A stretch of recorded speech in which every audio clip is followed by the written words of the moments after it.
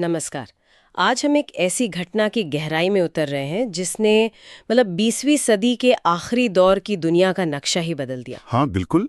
Soviet संघ का पतन और वो जो दो ध्रुवीय दुनिया थी उसका अंत। हमारी ये पड़ताल लेप्स 101.pdf नाम के दस्तावेज पर आधारित है। इसमें इस बड़े बदलाव के कई अहम पहलू दर्ज हैं।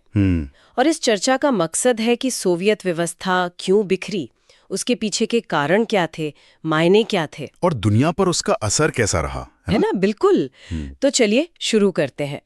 कहानी शुरू होती है बर्लिन की दीवार से।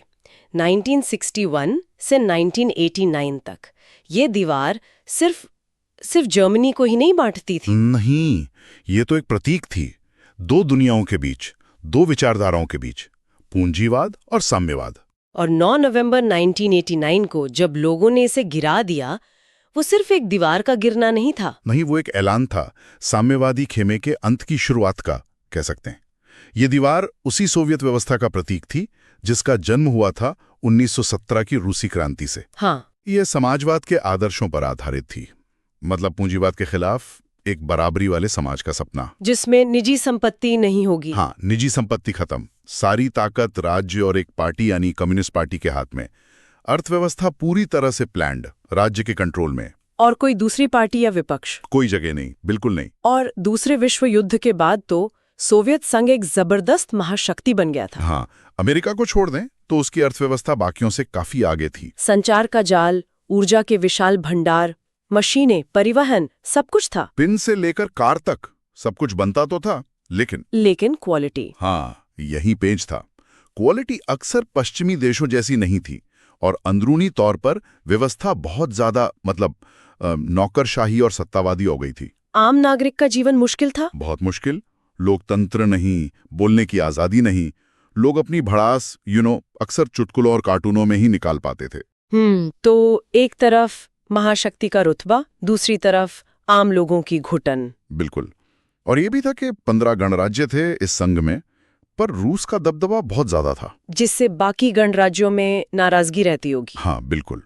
और फिर तकनीक में, इंफ्रास्ट्रक्चर में, और सबसे जरूरी लोगों की राजनीतिक और आर्थिक उम्मीदों को पूरा करने में ये पश्चिम से पिछड़ता जा रहा था। अच्छा। 1970 के दशक के अंत तक तो अर्थव्यवस्था लगभग ठहस ही गई थी। फिर 1979 में अफगानिस्तान पर हमला, वो एक और बड़ा झटका था। हाँ, उसने व्यवस्था को और खोखला कर दिया। और जब आम सोवियत नागरिकों को पता चला कि पश्चिम में जीवन स्तर कितना बेहतर है, तो वो एक सदमा रहा होगा। बिल्कुल, एक बड़ा मनोवैज्ञानिक और राजनीतिक सदमा। ये एहसास कि हमारी व्यवस्था पिछड़ गई है, ये बहुत गहरा था। इसी माहौल में 1985 में मिखाइल गोर्बाचोव आए, कम्युनिस्ट पार्टी के महासचिव बने। हाँ, वो कुछ बदलना चाहते थे। उन्होंने 2 बड़े सुधार शुरू किए, पेरेस्ट्रोइका यानी आर्थिक पुनर्गठन, और ग्लासनोस्त यानी राजनीतिक खुलापन। उनका इरादा तो नेक क्या, पश्चिम की बराबरी करना, रिश्ते सुधारना, लोकतंत्र लाना। लेकिन हुआ कुछ और ही। हाँ, इन सुधारों ने ऐसी ताकतों को जगा दिया जिन पर शायद गोर्बाचेव का भी कंट्रोल नहीं रहा। जैसे पूर्वी यूरोप के देश। हाँ। वो सोवियत खेमे में थे ना। हाँ। वहां लोगों ने अपनी सरकारों और सोवियत कंट्रोल के खिलाफ जोरदार प्रदर्शन शुरू कर दिए। और इस बार सोवियत संघ ने दखल नहीं दिया। यही खास बात थी। पहले ऐसा होता था तो सेना भेज देते थे। हाँ। इस बार गोर्बाचेव ने ऐसा नहीं किया। नतीजा, एक एक करके पूर्वी यूरोप की साम्यवादी सरकारें गिर गईं, ताश के पत्तों की तरह। और ये आंख सिर्फ पूर्वी यूरोप तक ही नहीं रुकी। नहीं, बिल्कुल नहीं। सोवियत संघ के अंदर भी संकट गहरा रहा था।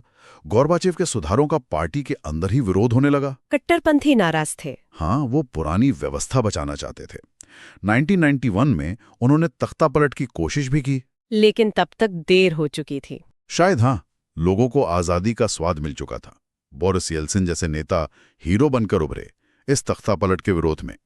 लोगों ने दिखा दिया कि वो वापस पुराने दौर में नहीं जाना चाहते। और फिर तो सत्ता जैसे मास्को से फिसलने लगी। हाँ, अलग अलग गणराज्यों के हाथों में जाने लगी, खासकर बाल्टिक देश, Estonia, Latvia, Lithuania, Ukraine, Georgia. हाँ, इन सब में आजादी की मांग जोर पकड़ने लगी।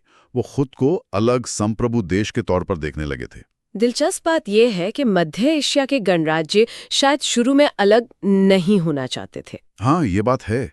वो शायद संघ के साथ ही रहना चाहते थे, लेकिन जब बड़े गणराज्यों ने ही अलग होने का मन बना लिया रूस, यूक्रेन, बेलारूस। अब उनके पास ज्यादा विकल्प नहीं बचे। बिल्कुल।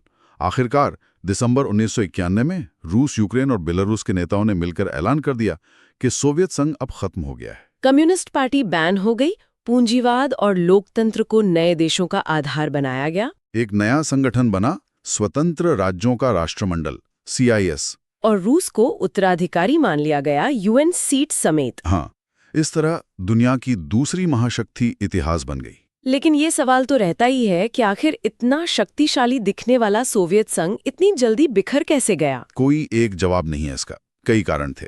पहला तो जाहिर है व्यवस्था की अपनी अंदरूनी कमजोरियां। राजनीतिक और आर्थिक संस्थाएं जो लोगों की उम्मीदों पर खरी नहीं उतर पा रही थीं। बिल्कुल। फिर वो आर्थिक ठहराव जिसकी हमने बात की। हाँ, सालों तक अर्थव्यवस्था ठप, दुकानों में सामान की किल्लत। और ऊपर से सेना पर, परमाणु हथियारों पर, पूर्वी यूरोप पर, अपने ही पिछड़े गणराज्यों पर बेतहाशा खर्च।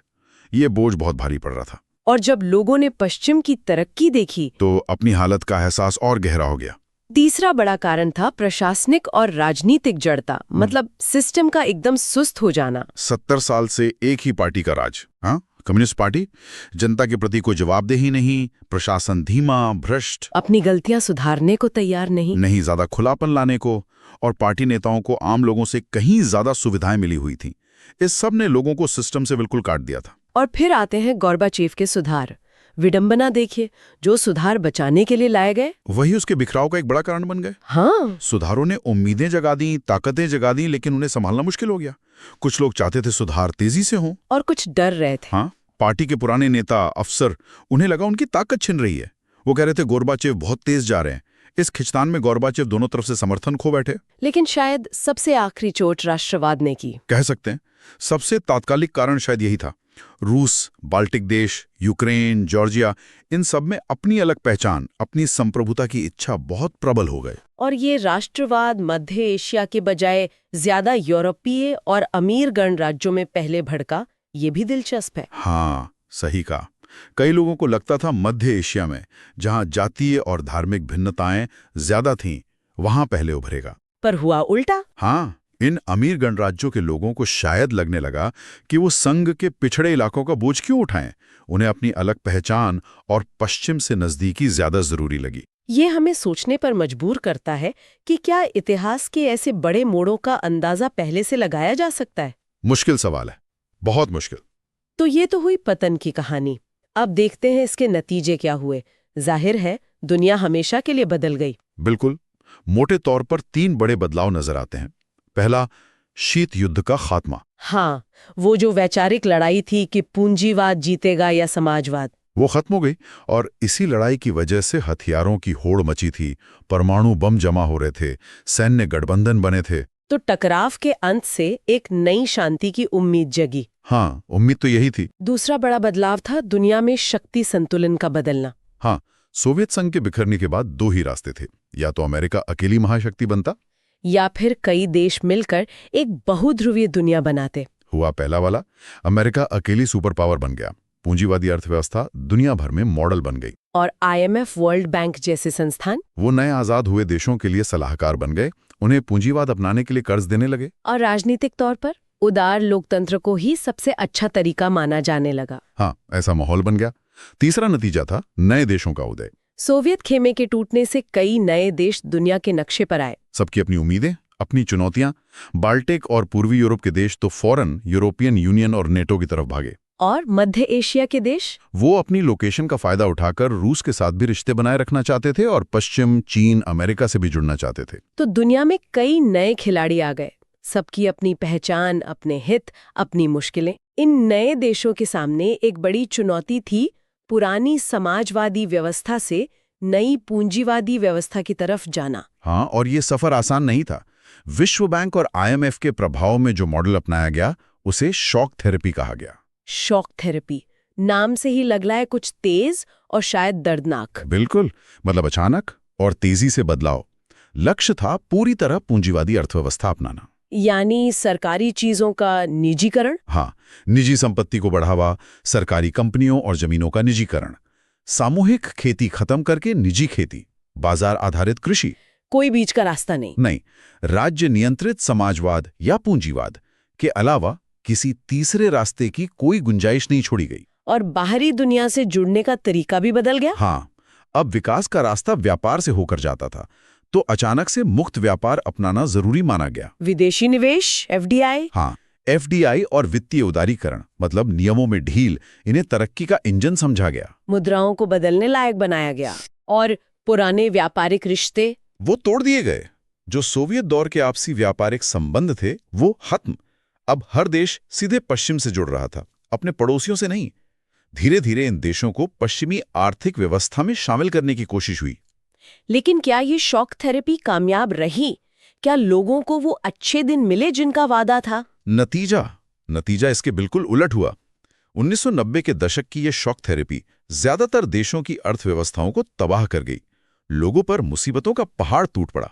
रूस का उदाहरण लें तो रूस में तो हालत बहुत खराब हुई। वहां का विशाल सरकारी औद्योगिक ढांचा जो था वो लगभग ढह गया। 90% सरकारी उद्योग औने पौने दामों पर निजी हाथों में बेच दिए गए। 90%? हाँ, इसे इतिहास की सबसे बड़ी गैराज सेल कहा गया। बाप रे! मतलब मूल्यवान संपत्ति कौड़ियों के भाव। हाँ, क्योंकि सब कुछ बाजार के भरोसे छोड़ दिया गया। सरकार ने कोई योजना नहीं बनाई। नतीजा ये हुआ कि पूरे के पूरे उद्योग गायब हो गए। और आम लोगों पर क्या असर पड़ा? रूसी मुद्रा रूबल की कीमत बुरी तरह गिर गई। महंगाई आसमान छू रही थी। लोगों की जीवन भर की बचत खत्म हो गई।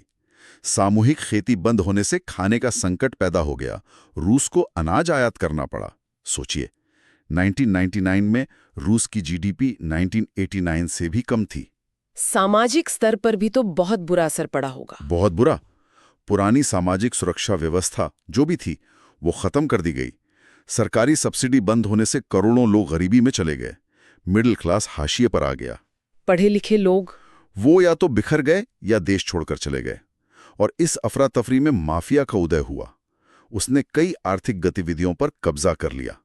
निजीकरण से समाज में बहुत गहरी खाई पैदा हो गई। जैसा कि इस स्रोत में किसी ने कहा है, मैं सदमा, शॉक तो देख सकता हूं, लेकिन थेरेपी कहाँ है? बिल्कुल सही टिप्पणी है। और लोकतांत्रिक संस्थाओं का क्या हुआ? क्या उन पर ध्यान दिया गया? उतना नहीं जितना आर्थिक बदलाव पर। संविधान जल्दबाजी में बने। ज्यादातर देशों में, रूस समेत, राष्ट्रपति बहुत शक्तिशाली हो गए और संसदें कमजोर रह गईं। मध्य एशिया में तो हालत और भी। हाँ, वहां तो राष्ट्रपतियों ने बहुत ज्यादा शक्तियां ले लीं। कई तो तानाशाह बन गए। तुर्कमेनिस्तान और उज्बेकिस्तान के राष्ट्रपतियों ने तो खुद को 10-10 साल के लिए नियुक्त कर लिया। किसी विरोध की इजाजत नहीं थी। न्यायपालिका, उसकी स्वतंत्रता और एक न्यायिक संस्कृति, वो सब अभी भी बननी बाकी थी। तो क्या ये अर्थव्यवस्थाएं कभी संभल पाई? हाँ, धीरे धीरे।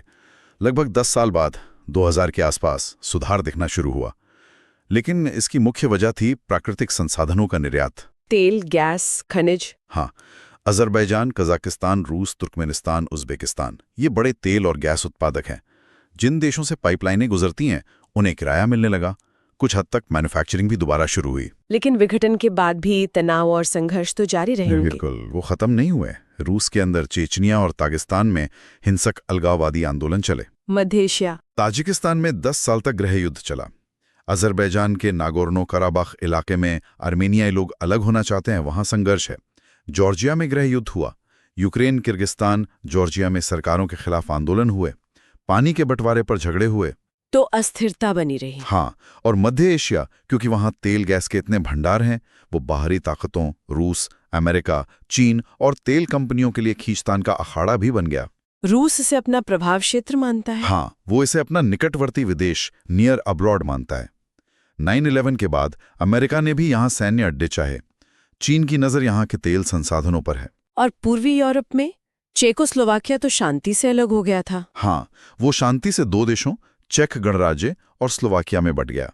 लेकिन यूगोस्लाविया का विघटन बहुत हिंसक रहा। बोस्निया का नरसंहार। हाँ, 1991 के बाद जब क्रोएशिया, स्लोवेनिया, बोस्निया हर्जगोविना ने आज़ादी का ऐलान किया, तो जातीय सर्बों ने विरोध किया और बोस्निया में गैर सर्ब लोगों का भयानक नरसंहार हुआ।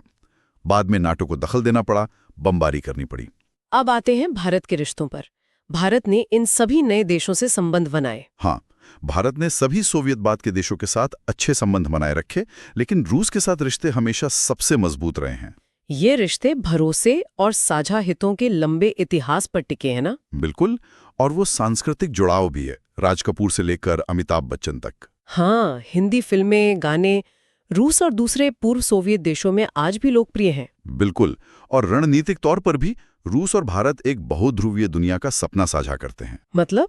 ऐसी दुनिया जहां कोई एक अकेली महाशक्ति ना हो, हाँ, जहां कई शक्तियां हों, सामूहिक सुरक्षा हो, क्षेत्रीय सहयोग बढ़े, झगड़े बातचीत से सुलझें, हर देश की अपनी स्वतंत्र विदेश नीति हो और संयुक्त राष्ट्र जैसे संगठन मजबूत हों। 2001 में भारत रूस सामरिक समझौता भी हुआ था। हाँ, उसके तहत 80 से ज्यादा द्विपक्षीय समझौते हुए हैं। भारत को इस रिश्ते से क्या फायदे हैं? कई फायदे हैं। कश्मीर जैसे मुद्दे पर रूस का समर्थन मिलता रहा है। ऊर्जा सुरक्षा एक बड़ा पहलू है। आतंकवाद पर खुफिया जानकारी साझा करना, मध्य एशिया तक पहुंच बनाना और चीन के साथ अपने संबंधों को संतुलित करने में भी मदद मिलती है। और रूस के लिए भारत क्यों अहम है? रूस के लिए भारत उसके हथियारों का दूसरा सबसे बड़ा बाजार है। हमारी सेना के ज्यादातर हथियार रूसी ही हैं। अच्छा। और भारत क्योंकि तेल आयात करता है, तो रूस एक भरोसेमंद सप्लायर रहा है। हम रूस, कजाकिस्तान, तुर्कमेनिस्तान से और ज्यादा ऊर्जा आयात करने की कोशिश कर रहे हैं, वहां तेल क्षेत्रों में निवेश कर रहे हैं। परमाणु ऊर्जा और अंतरिक्ष में भी सहयोग है? हाँ, रूस हमारे परमाणु ऊर्जा कार्यक्रम के लिए महत्वपूर्ण है। उसने हमारे अंतरिक्ष कार्यक्रम में भी मदद की है, जैसे क्रायोजेनिक रॉकेट देना। शीत युद्ध के दौर से ही हमारे खास रिश्ते रहे हैं। स्टील प्लांट लगाने में मदद, रुपए में व्यापार, 1971 युद्ध में समर्थन। हाँ, वो सब उसी दौर की देन है। तो संक्षेप में कहें तो सोवियत संघ का पतन सिर्फ एक देश का टूटना नहीं था, ये एक पूरी विश्व व्यवस्था का बदलना था। बिल्कुल, एक बेहद जटिल और बहुस्तरीय घटना जिसके असर आज भी दुनिया भर में महसूस किए जाते हैं। इसने शीत युद्ध खत्म किया, शक्ति संतुलन बदला, नए देश बनाए और हर देश के सामने नई चुनौतियां और नए अवसर पेश किए। और ये हमें सोचने पर मजबूर करता है कि जैसे वो शॉक थेरेपी थी, तेज पर अक्सर दर्दनाक, क्या कोई धीरे धीरे ज्यादा योजनाबद्ध तरीके से बदलाव लाने का रास्ता बेहतर होता? या फिर क्या बड़े, विविधता भरे और ऐतिहासिक रूप से जटिल देशों में राष्ट्रवाद हमेशा एक ऐसी ताकत बना रहेगा जिसे कंट्रोल करना या जिसका अंदाजा लगाना लगभग नामुमकिन है? ये सोचने वाली बात है। इस गहरी पड़ताल में हमारे साथ शामिल होने के लिए धन्यवाद।